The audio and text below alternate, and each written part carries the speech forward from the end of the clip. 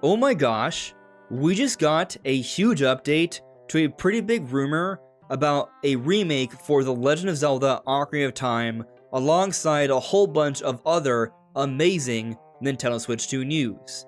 Hello everyone, this is AndresRestart, and today we have much to discuss. Now I do want to point out that currently I'm in the middle of a move, so I'm very limited on time here, so this video is going to be very quickly done, very simply edited here. But there is a lot to get into. We now have unadulterated footage for the first boss fight in Metroid Prime 4. We have a new interview with Monolith Soft where they talk about some of their new development processes that are rather interesting, I would say.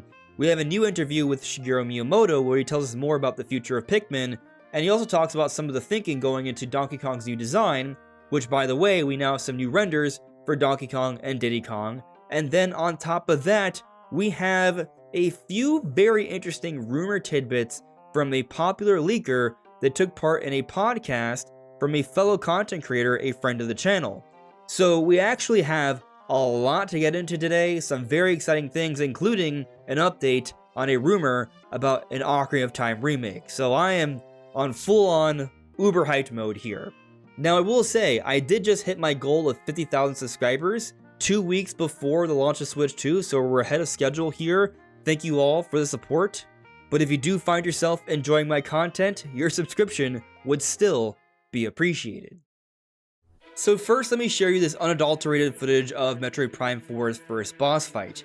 We have seen this boss fight before from the Nintendo Treehouse, however, now there is no commentary, so we can get a better listen to the background music, the arm cannon shots, the music during the boss fight. It's quite interesting.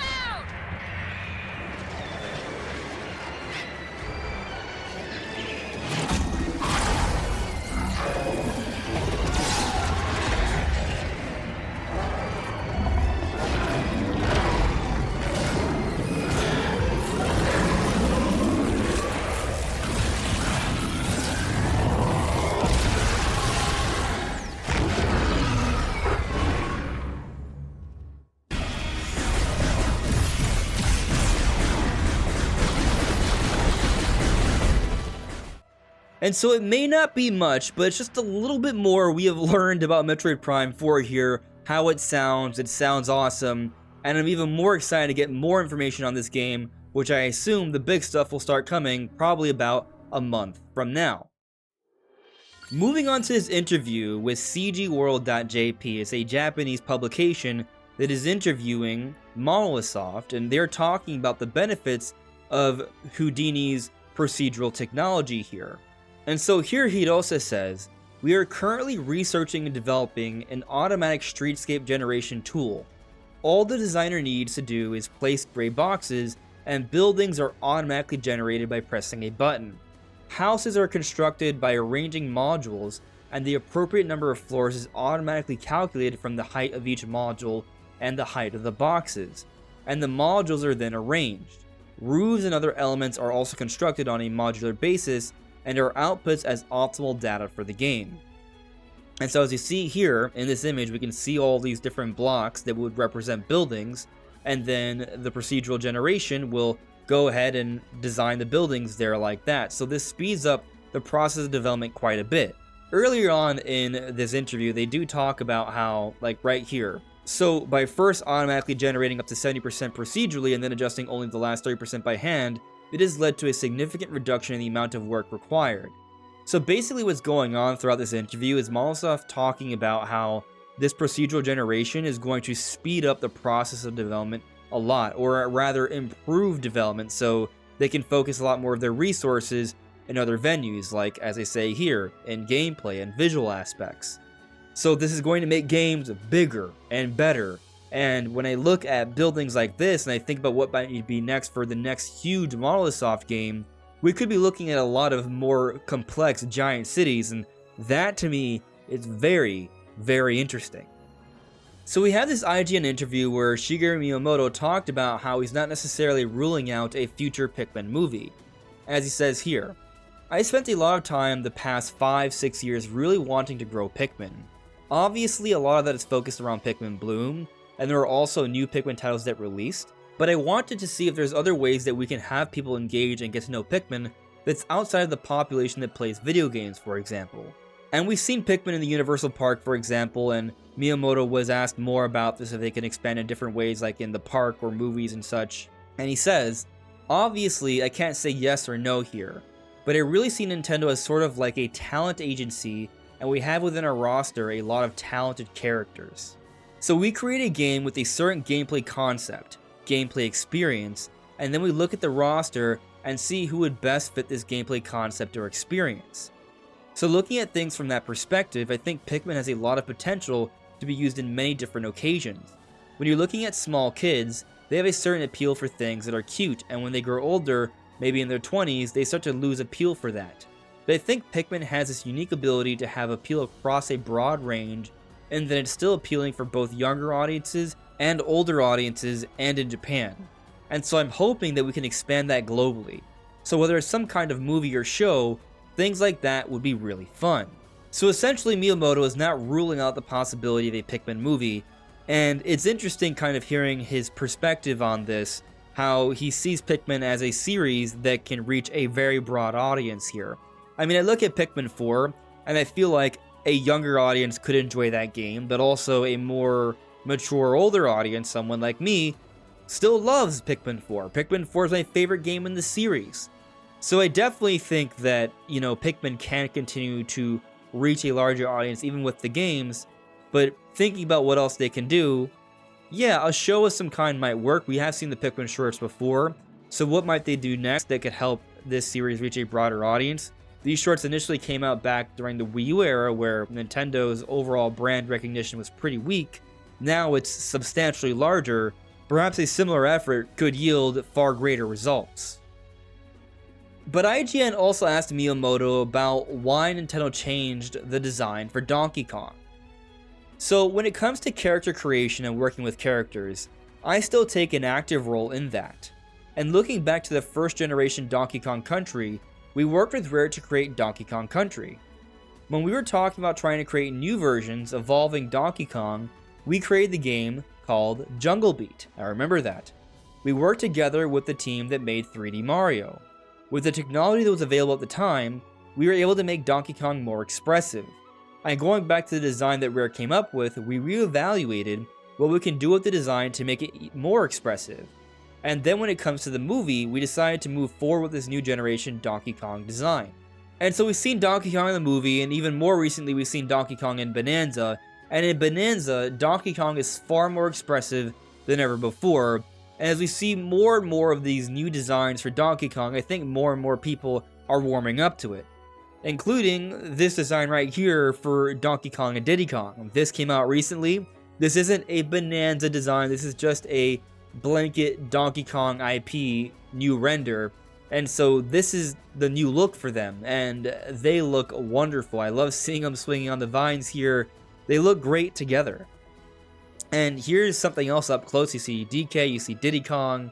Here's another one right here. I showed this a couple days ago, but you see Diddy Kong riding on Donkey Kong here. It definitely gets me wondering, oh, could Diddy Kong maybe be another partner character in Bonanza? Possibly, but this isn't Bonanza art, just to be clear. This is just general Donkey Kong art here. But still, they look awesome. And here's a comparison to the old design. I love how expressive they are now, especially Diddy Kong. I feel like Diddy Kong has seen some substantial improvements here.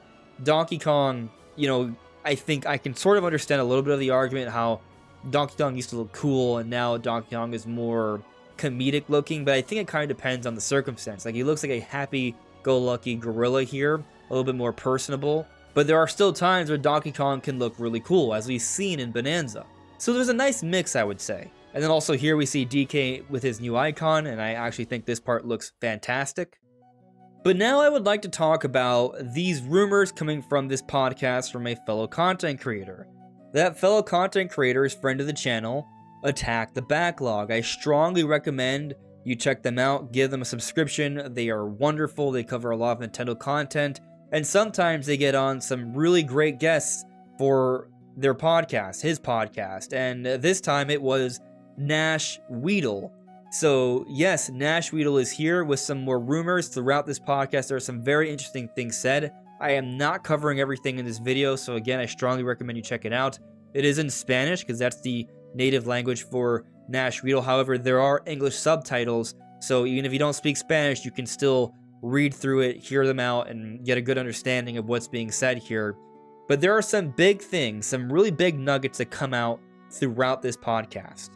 And just a brief reminder, Nash Weedle's been getting a lot of things right correctly. Metroid Prime 4 mouse controls, Donkey Kong Bonanza instead of 3D Mario in the Direct, Elden Ring, Assassin's Creed Shadows, and so much more has been continually coming out, showing that Nash Weedle has seemingly had some great insight in terms of what's going on with Nintendo on the Switch 2. But there are some cool nuggets here brought up.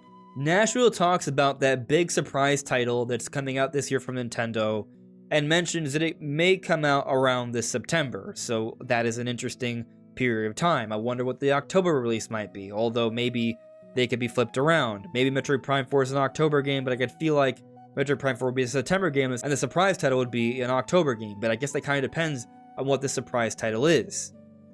But Nash Weedle also reiterates that 3D Mario is not coming out this year. Donkey Kong Bonanza is taking the place of 3D Mario for this year. However, Nash Weedle does talk about who is working on Donkey Kong Bonanza, and he says something that I've kind of assumed and theorized, and that's that the 3D Mario team has some involvement with this project, but not entirely. There are others involved, including Monolith Soft. Now, Monolith Soft helps out with a lot of support work across the board, so there may be an indication here that there is another developer that's actually helping with this Donkey Kong Bonanza project, which I am very curious about. I think that makes a lot of sense, because why would Nintendo not have a big 3D Mario where most of the resources would be being poured into right now? So basically, if we were to believe this rumor from Nash Weedle here, this gives us more reason to think that 3D Mario is not that far off. He even makes mention that we should be seeing it next year, which makes sense. This is basically what I've been thinking, but it's nice to hear someone who apparently has some inside sources pretty much support what we've been theorizing.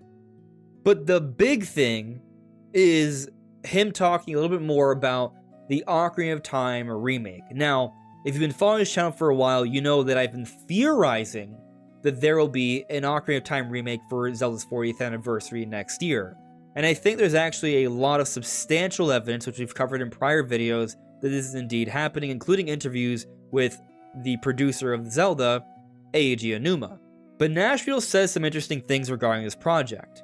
He talks about how a year and a half ago, he had heard that they actually initiated a new visual redesign for the project. So whatever sort of design, art style they had for this remake, they decided to change that about a year and a half ago, according to Nash Weedle. Now, why would they be changing this art design? What does this mean? I'm not sure. Maybe it has something to do with them pivoting to Switch 2 development and they want to take better advantage of the hardware. I really like that idea. I think it does make some sense. And it may be the case that this is a more ambitious project and it is truly going to be used as a big Zelda project that can get out fairly early on to Switch 2's life cycle to tide things over until the next big brand new 3D Zelda. However, Nash Weedle expresses skepticism that it will not be ready by the end of the year of 2026. He does not think the game will be completed by that point in time. These things do take time, and if you're just hearing about a significant visual redesign of the game a year and a half ago, that might suggest that it won't be ready to come out in the year 2026. Personally, I'm still thinking there's a good chance we see it, because I then have myself thinking, are we really just going to go a very long time without some sort of significant mainline 3D Zelda entry? I'm skeptical of that. And this would be a remake, which shouldn't take as much time as a whole-on brand new title, and I do think Nintendo would want to have something for the 40th anniversary, and I do think we have seen some signs building up to that. Now, we do have the movie coming out in early 2027, and perhaps marketing for the movie could play into that, but I do think there still has to be a game. And maybe they can squeeze the game out by holiday 2026, which is when I've been sort of expecting the game to come out. But if it has to take a little bit longer, how much longer are we talking about here? Could it be a 2027 title, and it comes out a few months after the release of the movie?